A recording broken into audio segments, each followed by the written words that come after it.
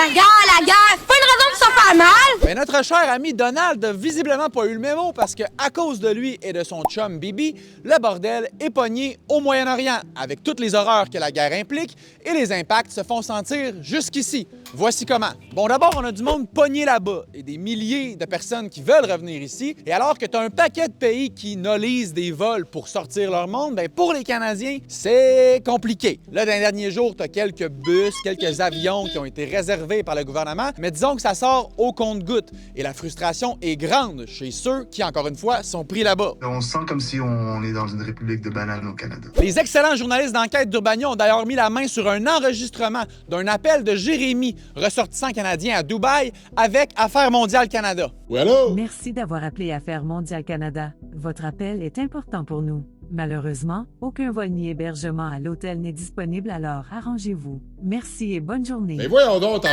Jérémy, on te souhaite bonne chance. Après ça, ben, j'espère que vous vous êtes, comme moi, stocké en petites canisses de gaz parce que, à cause de la guerre, le prix de l'essence monte et devrait continuer de monter. C'est que tu as un baril de pétrole sur 5 dans le monde qui passe par cette région-là, plus précisément par le détroit d'Ormuz, au sud de l'Iran, qui utilise l'importance stratégique de ce passage-là pour faire pression sur les États-Unis et ses alliés. Pour riposter aux frappes américaines, ben, l'Iran a attaqué et menacé des pétroliers, rendant la traversée trop dangereuse. Fait que là, les pétroliers sont stallés à l'entrée du détroit, moins de pétrole qui sort égale moins d'offres pour la même demande, et quand l'offre baisse, ben, le prix du baril de pétrole monte, et le prix de l'essence aussi. On parle de dizaines de cents le litre de plus à la pompe ici, au Québec, dépendamment des régions. Et qui dit prix du gaz et du diesel qui monte, dit prix des aliments qui monte. La production coûte plus cher, les engrais notamment, le transport coûte plus cher, donc le prix que toi et moi, on va payer à l'épicerie va être plus cher. Et si c'est vrai pour le coût des aliments, bien c'est vrai pour un paquet d'autres secteurs qui dépendent du pétrole.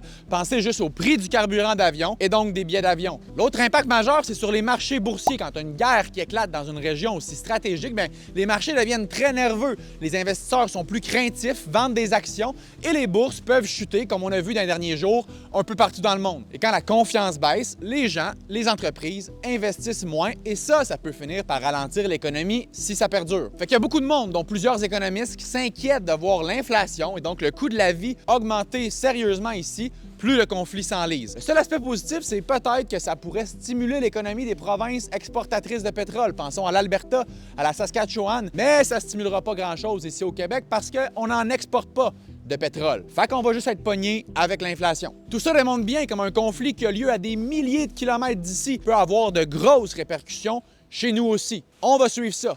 Ciao!